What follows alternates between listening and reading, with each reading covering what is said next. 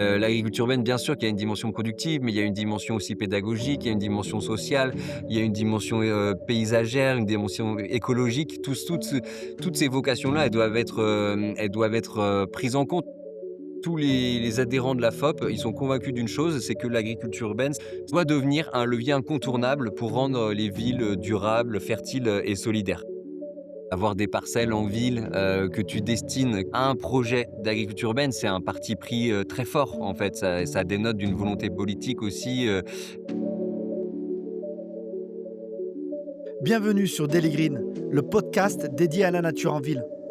Je m'appelle Hicham Ndakla et toutes les 2 semaines, je vous invite à parcourir la ville et partager un moment avec celles et ceux qui font de nos villes des lieux plus vivants, plus verts, sensibles à la santé et à la cohésion sociale. Bienvenue sur Daily Green.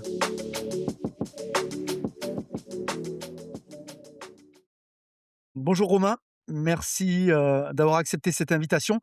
Alors pour ceux qui ne te connaissent pas, Romain, est-ce que tu pourrais te présenter? ouais, salut Hicham, bonjour à toutes et tous. Moi je suis Romain, je travaille, au sein de l'Association française, d'agriculture urbaine, l'AFOP.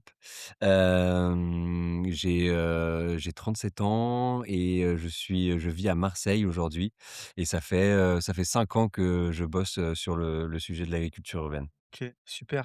Alors moi, en consultant ton profil, je suis tombé sur une partie de ta vie où tu avais dédié à la fonction de père au foyer. Je voudrais juste qu'on revienne un peu à cette partie de ton parcours. Est-ce que tu peux nous en parler? Et puis après, comment tu t'es, engagé dans l'agriculture urbaine?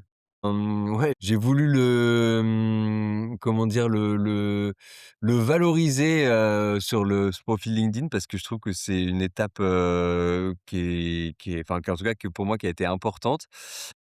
En fait, je sortais d'une précédente, expérience professionnelle, un CDD que j'avais voulu enfin voilà, qui n'avait pas débouché sur, un CDI et ce qui m'allait très bien et du coup, je me suis dit que c'était l'opportunité de passer, un peu de temps, il se trouve que j'avais une fille en bas âge à l'époque et que voilà, je m'étais dit que c'était l'occasion ou jamais, de passer du temps avec elle. Et donc du coup voilà, j'avais pendant 8 mois, j'ai pris ce temps de pause, je me suis occupé de ma fille, mais pas que, enfin voilà, j'ai fait d'autres choses aussi à côté, mais voilà, c'était, un temps aussi de réflexion parce que j'étais un peu, en train de bifurquer, on va dire, professionnellement, et ça répondra peut-être à la deuxième partie de ta question, mais du coup, moi, en fait, j'avais un profil, école de commerce, et donc assez, classiquement pour un diplômé d'école de commerce, je me suis retrouvé dans un métier, j'ai fait du consulting, pendant 6 ans, à Paris, donc voilà, mon premier métier. Alors avec le recul, enfin, j'ai appris énormément de choses. Ce sont des métiers qui sont, enfin, qui t'apprennent à travailler, on va dire. Après voilà, là où ça a un peu, là où j'ai un peu tiqué, après c'est sur le sens, quoi. Il y a un moment où je me suis un peu dit: «Bon, à quoi je sers? Est-ce que c'est bien raisonnable de passer toute sa vie, à aider, à mettre son énergie et son intelligence au service, de grands groupes, pour lesquels j'étais pas forcément, en alignement total. Donc voilà, j'ai pris la décision de démissionner, de ce métier-là. On a fait avec ma compagne, on a fait 1 an d'années sabbatiques. L'idée, c'était justement de mettre un peu plus, de relever les manches, on va dire et d'avoir, comment dire? D'expérimenter des choses un peu plus concrètes dans nos vies. Donc on a fait beaucoup de woofing, je sais pas si tu es familier avec ça, mais en Ouais, gros, bien sûr. c'est, du bénévolat sur des fermes. Donc on a fait D'accord. ça, pendant 1 an, beaucoup en France, aussi un peu à l'étranger, au Népal et à Taïwan. Donc c'était super. À l'époque, on se posait un peu la question, de est-ce qu'on était, à fond, tu vois, Pierre Rabhi, c'était l'époque du film Demain, qui nous avait bien marqué et donc du coup, on se posait pas mal la question: est-ce que nous, on se retrouverait là-dedans? Est-ce que, avoir un métier en lien avec la terre, ça pourrait nous plaire? Et donc, on s'est dit: «Bah, faut tenter, quoi». Enfin, déjà le woofing, en fait, ça permet d'expérimenter le truc, mais sans être trop engageant. Et voilà, et puis au bout d'un an, on s'est dit: «Non, en fait, ça c'est pas c'est la terre est trop le sol est trop bas pour nous». Je me suis rendu compte que c'était quand même des métiers qui étaient ultra exigeants, très physiquement, éprouvants, et voilà, je me suis dit: «Ouais, c'est super, tu es dehors toute la journée», mais déjà, il y a des journées qui sont quand même pas hyper fun, quand il pleut, quand il fait froid. Et puis, voilà, voilà, je me suis dit que c'était pas forcément, pour moi. Et donc du coup, j'ai trouvé, c'est comme ça que j'ai atterri à Marseille, en rejoignant une asso qui montait alors un incubateur pour, des entrepreneurs sociaux. Donc là, j'ai un peu amorcé, la bifurcation, on va dire, le milieu associatif et puis on va dire, une vocation plus sociale dans mon métier, en tout cas un peu plus d'intérêt général. Donc, voilà, j'ai contribué à lancer cet incubateur, et j'ai fait ça pendant 1 an et demi. Et c'est après que voilà, j'ai atterri à la FOP, un peu par hasard, mais voilà, très content, ouais, depuis 5 ans, depuis 5 ans d'être, dans l'asso. Tu parles, d'avoir accompagné des entrepreneurs. On parle bien de l'incubateur INCO, c'est ça? Tu peux m'en parler et comment ça a guidé un peu ton la suite de ton parcours justement, ensuite en allant, travailler avec la FOP? Yes, ben, en fait, moi, c'était chouette parce qu'en fait, ça faisait un lien, assez comment dire? Assez cohérent avec ce que je pouvais faire avant en conseil où, le globalement, la vocation du taf, c'était un peu ça aussi. Il y a quelqu'un qui t'amène des problèmes et toi, tu dois essayer de l'accompagner, pour les résoudre. Là, moi, j'accompagnais des promotions de 12 porteurs de projets qui étaient tous, on va dire, en lien avec, la transition écologique. Donc, c'était des profils très variés, des gars qui pouvaient monter des fermes d'exploitation d'algues, par exemple, pour, un peu révolutionner l'alimentation animale. Il y avait, des créateurs, de vêtements, donc avec qui recyclaient des bouteilles en plastique pour, designer des vêtements de sport. Il y avait un projet de restaurant solaire aussi, voilà, un gars sur Marseille dont le restaurant a ouvert et qui marche super bien et qui fonctionne uniquement avec, un four solaire en fait, donc qu'il a breveté et tout, enfin un truc, vraiment, assez inspirant. Donc voilà, c'était ce type de projet que moi j'aidais en fait pendant 9 mois à maturer, à essayer, bah, de trouver des fonds, de mettre en relation avec des gens qui pouvaient leur faire, passer un cap aussi, sur plein de sujets, hein, que ce soit la communication, le marketing, les levées de fonds, enfin voilà, il y avait la structuration de l'offre, enfin des choses comme ça. Et donc du coup, c'est comme ça aussi que je me suis dit, nous c'était donc Inco, c'était une asso. Et donc ça, moi, ça m'a assez plu de me dire, que j'étais plus uniquement, jugé sur, des critères, on va dire économiques et financiers, mais plutôt sur, des critères d'impact. Et donc voilà, je me suis dit ça a confirmé un peu, mon ch mes choix, on va dire, professionnels. Et donc après, j'ai fait cette année, ces quelques mois de pause, on va dire, de père au Père au foyer. foyer? Ouais. Et puis après, voilà, j'ai eu cette opportunité d'une connaissance qui m'a dit qui faisait partie de la FOP et qui du coup m'a dit: «Bah tiens, mon asso recrute, il y a un projet, il faut qu'on ait quelqu'un».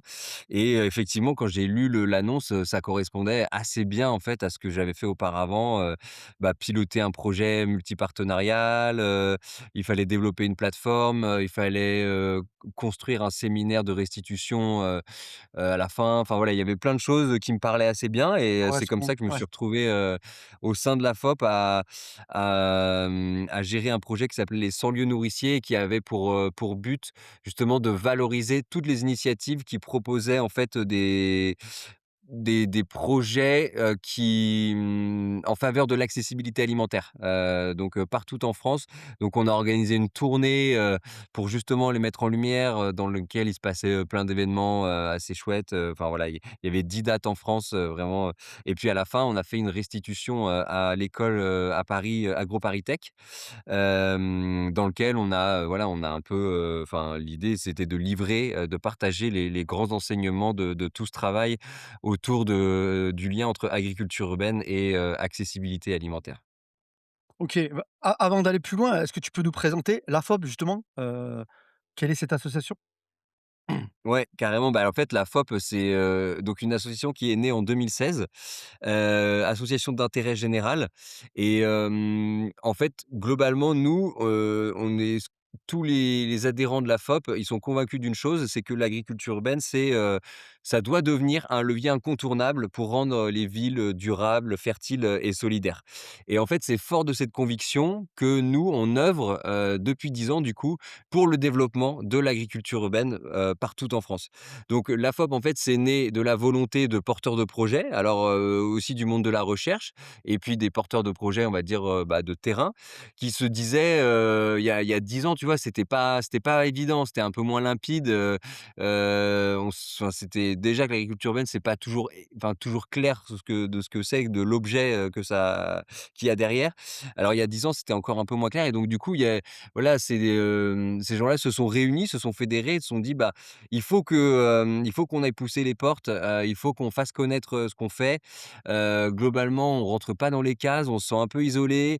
Les gens comprennent pas si on fait de l'agriculture, si on fait du social, si on fait, de la pédagogie, on fait un peu de tout ça, et du coup, c'est dur, enfin voilà, c'est dur bah, de faire son trou, en fait, et donc du coup, voilà, la FOP s'est créée avec cette ambition de, bah, déjà de représenter, tous ces acteurs professionnels de l'agriculture urbaine, de porter leur voix, et puis, bah, voilà, comme je disais, d'aider au développement de ce secteur, en France, quoi. De faire en sorte qu'à la fin, pour les porteurs de projets, il soit plus facile d'exercer, son métier, en fait, donc voilà, ça passe, en fait, par 3 choses. Nous, on a 3 grandes missions au sein de la FOP.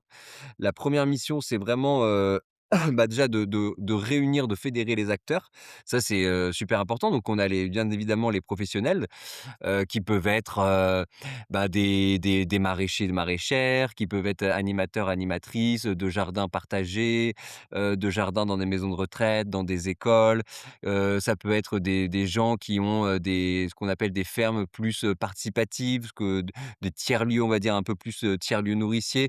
Donc avec, en fait, c'est des lieux dans lesquels effectivement il y a de la production, mais il y a aussi de l'événementiel, il y a de la restauration, il y a de accueil de groupe, que ce soit des entreprises, des écoles.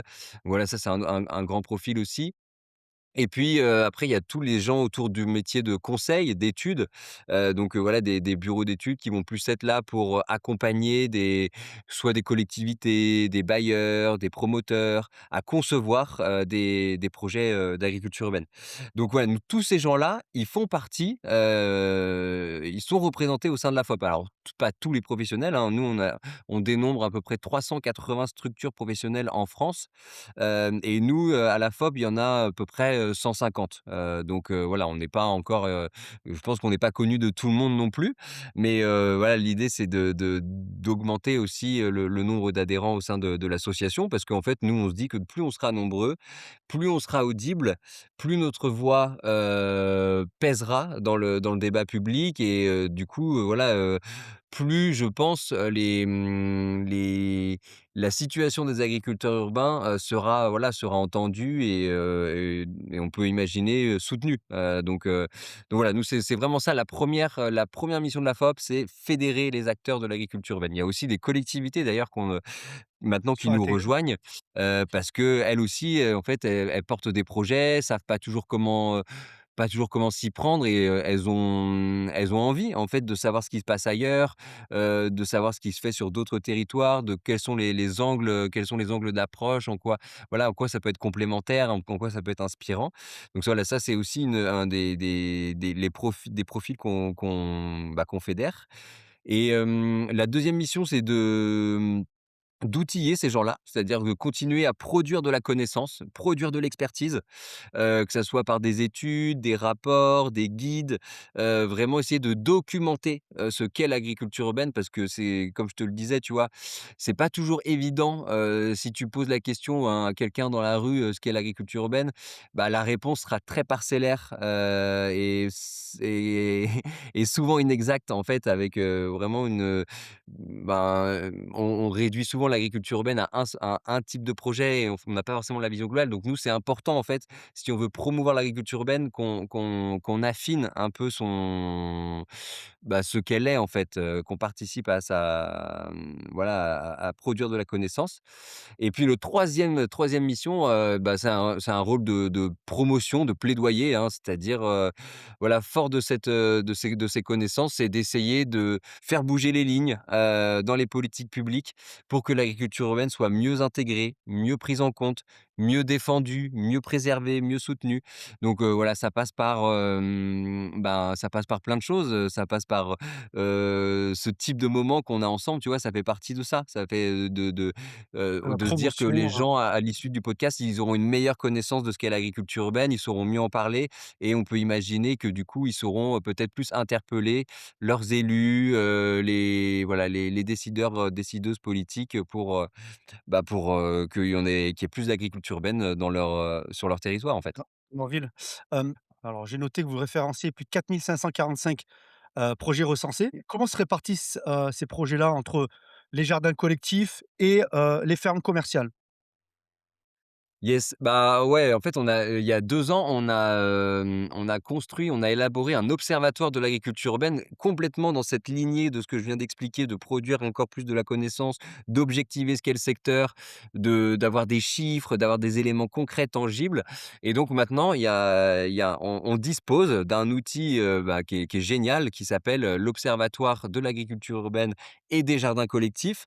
On a vraiment voulu faire apparaître le mot de jardin collectif parce que on est convaincus que toutes ces formes de jardins et de potagers font partie intégrante de ce qu'on appelle l'agriculture urbaine, hein, c'est ça rend les mêmes services qu'un projet, on va dire, plus, commercial, plus marchand. Donc, effectivement, comme tu l'as bien vu, 4 500 lieux. Sur ces 4 500 lieux, on estime à il y a 80 de ces 4 500 lieux qui sont des potagers ou des jardins collectifs. Donc, quand on parle de jardins collectifs, hein, on met derrière jardins partagés, jardins familiaux, jardins thérapeutiques, jardins, ouvriers. Enfin, voilà, c'est plus des projets d'ordre citoyen, de jardiniers amateurs, on va dire, hein, où l'idée n'est pas évidemment de vivre, de produire, enfin, en tout cas pas de produire pour vivre et pour dégager des revenus, mais bien, pour, tisser des liens et puis aussi beaucoup en fait, d'autoproduction, hein. Faut pas négliger ça, il y a quand même, une part importante des jardiniers et jardinières dans ces jardins-là qui arrivent à être quasiment autosuffisants en légumes, donc c'est pas négligeable. Et donc, du coup, ça fait voilà 80. Les 20 restants, ce sont effectivement des projets, d'ordre marchand, donc, là avec, des structures alors qui peuvent être associatives, entrepreneuriales, en régie, enfin voilà, il y a plusieurs formes après, plusieurs formes juridiques, mais globalement là, derrière, il y a des salariés et là, dès que tu as des salariés, bah, ça change tout parce que du coup, tu as des salaires à verser à la fin du mois. Il faut que tu trouves, d'une façon ou d'une autre, ton modèle économique qui te permet de pérenniser, l'emploi et donc, la vie de la structure. Donc, voilà, 20 quand même. Donc comme je te le disais, ces 20 ça représente à peu près, 380, structures. Et dans ces 380 structures, tu as des profils très différents. Globalement, nous, on a recensé, on va dire 4 grandes familles. La première famille, c'est les producteurs. Donc, les producteurs, c'est, la ferme maraîchère qui va être, soit en intra-urbain, soit en périurbain, à côté de chez toi, qui va faire des paniers, à la map du quartier, qui va être sur les marchés que tu vas, sur lesquels tu vas aller, dans ton quartier, qui va, approvisionner, les restaurateurs du coin. Donc voilà, vraiment des gens qui vivent de la production de fruits et de légumes, les producteurs. À côté, tu as les producteurs animateurs. Donc là, tu rajoutes une dimension qui est l'animation et qui est importante parce qu'en fait, ces gens-là, ils ne vivent pas de la production. Il y a de la production, mais en fait, elle est souvent un support pour réaliser, et développer d'autres activités. Et ces autres activités, comme je te disais, ça peut être, bah, de l'accueil de public, hein, que ça soit des scolaires, que ça soit du grand public, l'accueil d'entreprises. C'est des gens qui peuvent aussi proposer de l'événementiel, qui peuvent avoir un coin restauration, un bar et donc, voilà, en fait, c'est de ça dont ils vont tirer leurs revenus et qui fait que leur projet continuera d'exister. Donc ça, c'est la deuxième famille. La troisième, bah, c'est les animateurs. Alors eux, il y a plus du tout d'aspect productif. C'est des gens qui vont être soit animateurs de réseau, on va dire, comme, bah, la FOP, par exemple, ou animateurs de réseau de jardins, mais plus, avec, à l'échelle, régionale ou même métropolitain. Hem Tu vas avoir aussi des animateurs de jardin, c'est-à-dire des gens qui vont aller dans des en v enfin, vendre des prestations pour des entreprises en leur disant: «Bah, voilà, moi je vous installe un jardin, je viens là, 1 à 2 fois par semaine, on propose des activités autour du jardinage pour les salariés» et voilà, en fait, c'est de ça dont ils vivent. Mais le but n'est pas alors bien sûr, ils sont, ils seront plus contents si le jardin, le potager est productif, et que après ces fruits et ces légumes, sont redistribués, aux salariés, par exemple, mais c'est pas l'objectif, initial. Donc voilà, ça c'est les animateurs et puis après, comme je te disais, tu as les métiers autour de l'étude et du conseil. Donc là, ce sont des gens qui vendent des on va dire de la prestation intellectuelle.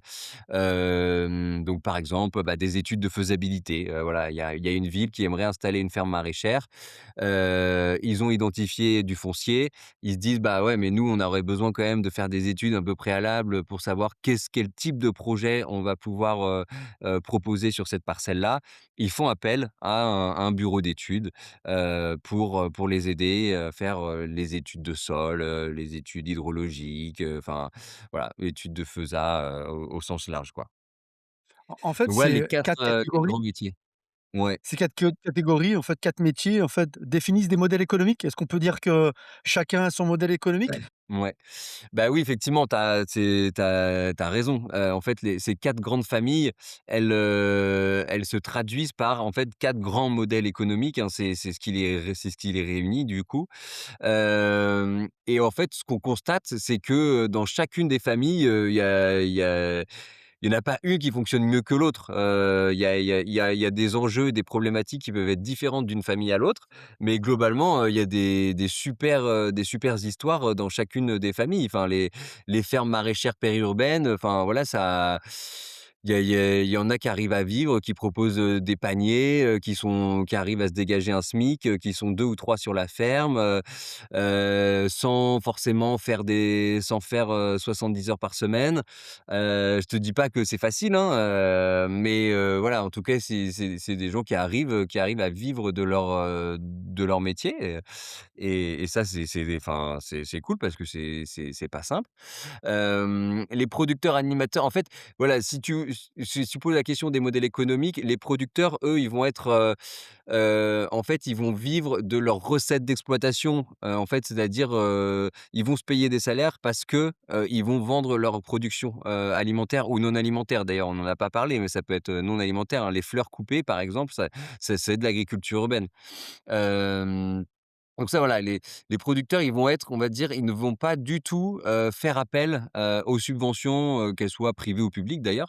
À l'inverse, par contre, des producteurs animateurs qui, eux, sont sur des modèles un peu plus hybrides, avec vraiment une diversification des activités comme je te l'expliquais et eux, en fait, alors ça peut être variable, mais globalement, leur modèle économique, il peut être tourner entre 40 et 60 sur de la sur de la subvention. Ce que j'appelle subvention, c'est, bah, des appels à projets, enfin voilà, ils travaillent avec des fondations, des choses comme ça. Donc pas uniquement en fait, ils sont encore un peu dépendants de financement extérieur et pas uniquement de ce qu'ils, génèrent par eux-mêmes. Production. Donc voilà, ça c'est quand même important de le préciser. Et puis après, les animateurs, c'est un peu pareil. Il y a même des animateurs de jardins, de potagers. Eux, ils vont être complètement autofinancés en fait, hein, donc pas de subvention. Et puis à l'inverse, tu vas avoir des gens, bah, un peu comme, la FOP, tu vois? Nous, on a très peu de recettes d'exploitation, hein. On a une adhésion pour nos 150 adhérents, mais elle représente très, très peu dans notre budget. C'est entre 6 et 8, donc tu vois, c'est pas ça qui nous fait vivre. Nous, ce qui nous fait vivre, en fait, c'est qu'on propose des projets, on construit des projets, on va voir des financeurs et on essaie de les convaincre de financer ces projets-là, en fait. Et donc voilà, le jour où, il y a plus de financeurs, où il y a plus de financement et de financeurs, voilà, ça c'est quand même enfin, c'est pas que c'est fini, je ne peux pas le dire comme ça, mais ça peut être vite plus compliqué pour nous, quoi, parce qu'on est sur un modèle où on est dépendant du bon vouloir de financement extérieur, quoi. Et selon toi, est-ce que, il y a une surface minimum, heu, pour qu'un projet soit viable Mmh. économiquement et à la fois utile au quartier? Est-ce que vous avez pu définir une surface minimum? Alors, une surface minimum si tu veux vivre, si tu es sur un modèle productif. Donc, Ah voilà, ce productif, que effectivement, c'est j'expliquais ça. Ouais, tout à fait. sur la famille des producteurs où C'est toi exactement ça. ton business c'est, de vendre des denrées alimentaires ou non alimentaires, à des débouchés qui peuvent être variés, hein. Je parlais de marché, je parlais de vente en direct, je parlais de restaurateurs, je parlais d'épicerie, de grossistes. Voilà, après chacun, enfin là chacun a ses partis pris. Globalement, en dessous de 5 000 m², ça va être compliqué. Enfin, il y a certainement des exemples, enfin, il y a toujours un contre-exemple, mais globalement, D'accord. nous, ce qu'on constate sur les fermes, on va dire, les fermes même intra-urbaines ou périurbaines, ça tourne quand même autour d'1 hectare. On va dire, ouais, modulo 1 hectare. Je pense que c'est voilà, c'est la taille un peu, enfin pas minimale, mais en tout cas, si tu regardes, si tu références, l'ensemble de ce type de projet, globalement, tu vas tomber sur une moyenne qui sera autour d'1 hectare, de surface, cultivée. Je dis bien cultivée, hein, c'est pas, le lieu peut être plus grand que ça, souvent d'ailleurs, il l'est souvent. Mais ouais, en dessous, ça peut être compliqué. Après, tu as d'autres critères qui peuvent rentrer en compte aussi, tu vois? Tu peux avoir une parcelle, est-ce que c'est une parcelle d'un seul tenant? Est-ce que c'est plusieurs parcelles? Tu as l'accessibilité, tu as où est-ce qu'elle est située, tu vois? Le type de quartier, la sociologie du quartier. Donc c'est quand même, f tu vois? Il y a quand même beaucoup de critères, pour Ouais, bien dire, sûr, c'est difficile de ouais, pour uniquement analyser à l'aune de la surface, quoi. bien sûr, d'autant plus qu'il peut y avoir aussi cette contrainte de foncier, c'est-à-dire est-ce que s'ils sont propriétaires? Est-ce que c'est le terrain d'une municipalité? Est-ce que c'est un terrain privé? Est-ce que ça joue effectivement sur le modèle économique, d'un producteur, alimentaire ou pas? Oui, tout à fait. La question du foncier, elle est déterminante, ça c'est clair, enfin comme pas que l'agriculture urbaine, mais l'agriculture, on va En ville, dire, ouais. Ouais. ouais, même pas Ouais, qu'en ouais, non, ville, non. Ouais, pas qu'en ville, effectivement. voilà, l'accès au foncier, on sait bien que c'est une des problématiques majeures, pour toutes celles et ceux qui aimeraient, s'installer. Donc voilà, en ville, c'est pareil, forcément, la contrainte, foncière, elle est énorme, avoir des parcelles en ville, que tu destines, où tu te dis: «Cette parcelle-là, je vais la destiner à un projet d'agriculture urbaine», c'est un parti pris, très fort, en fait. Ça dénote d'une volonté politique aussi, qui est, bah, ouais, qui est assez affirmée. Enfin, c'est un choix fort. Donc Donc déjà, rien que ça, tu es quand même, un peu sujet aussi au bon vouloir, enfin au bon vouloir, ouais, à la vision de ta municipalité. Et quand tu as la chance d'avoir, du foncier qui est disponible, bah, après effectivement, tu as tout ce qui est, les conditions d'occupation, le contrat de bail en fait.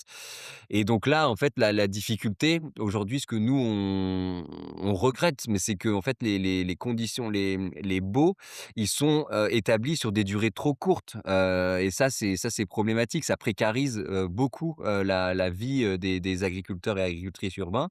Parce que, en fait, on leur dit, globalement: «Vous êtes là pour 6 ans, quand c'est pas moins».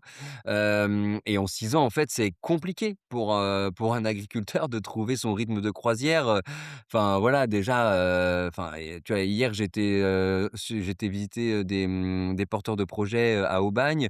Ben, eux, pendant 1 an, il s'est rien passé. Enfin, ils attendaient des autorisations, des résultats d'études, des travaux aussi, enfin de l'aménagement, la viabilisation de la parcelle, installer une pompe, enfin voilà, le raccordement à l'eau, mais des choses, enfin qui nous pourraient nous sembler évidentes, mais auxquelles on ne pense pas forcément. Enfin, nous en tout cas, profanes, on ne pense pas forcément et en fait, ces choses-là prennent beaucoup de temps et donc demander à un agriculteur, comme ça, en ville, au bout de 3 ans, de trouver son rythme de croisière et d'avoir trouvé un modèle économique qui lui permettrait d'être, indépendant, et autofinancé.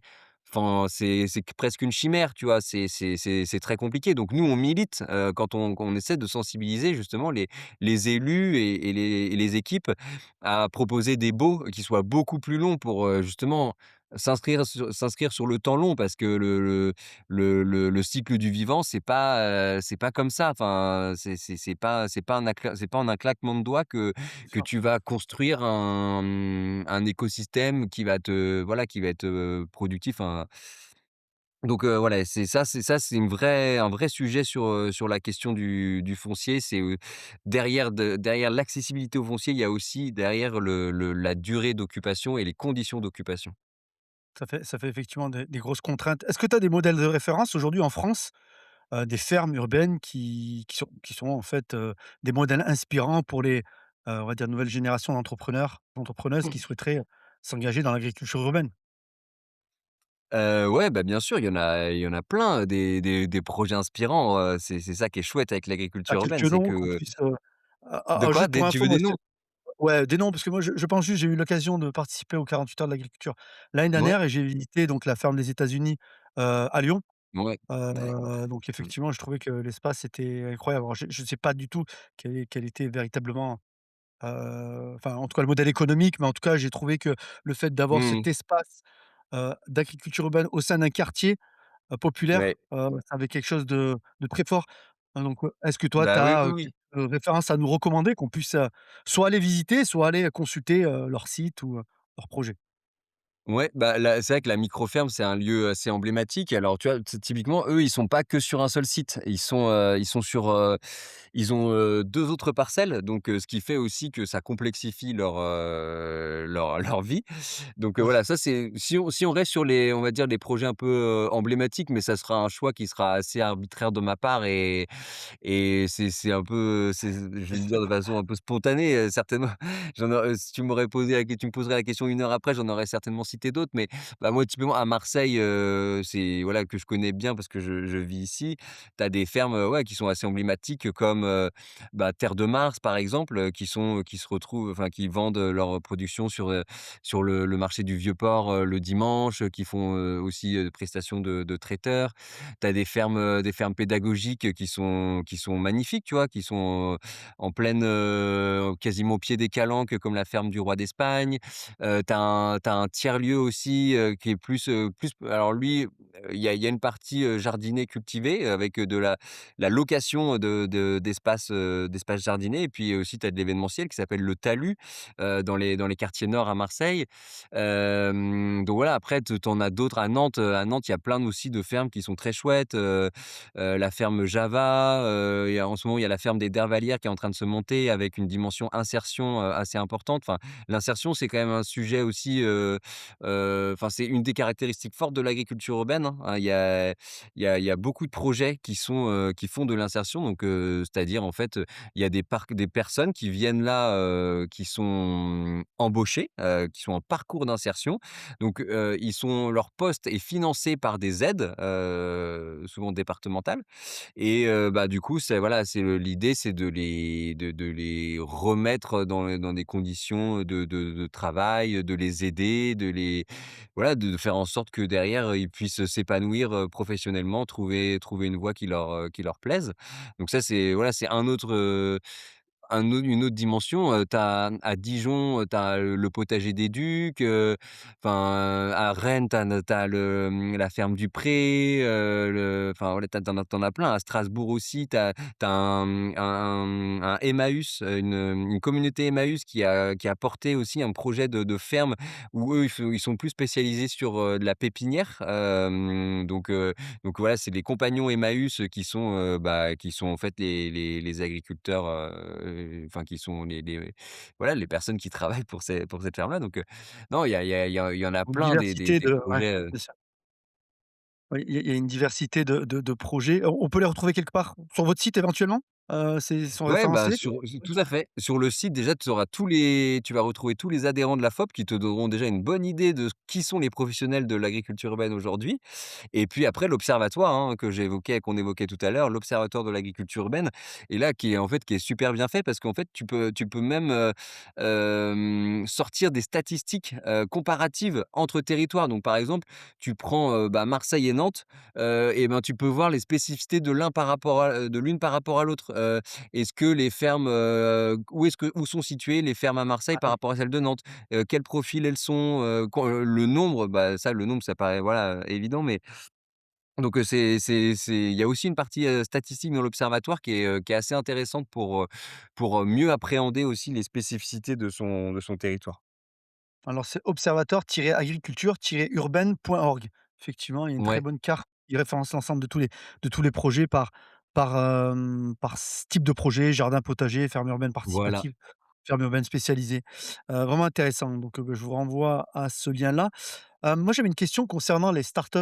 Tu viens un peu du monde du startup ouais. justement, comme Agricool, comme Agripolis qui, il y a quelques années, ont apporté une certaine niveau innovation dans l'agriculture urbaine.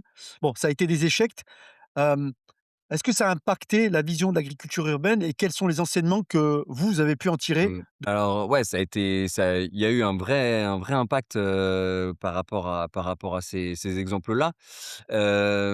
Bah, déjà le premier impact, c'est qu'elles ont, comment dire? Elles ont attiré la lumière. Donc c'est plutôt positif. Voilà, elles ont permis de faire parler d'agriculture urbaine, alors qu'avant c'était peut-être un peu plus, voilà, quelque chose d'anecdotique, qu'on n'évoquait pas trop. Donc d'avoir un peu des exemples comme ça qui attirent, voilà, ça a permis de faire parler de nos thématiques. Donc ça c'était positif.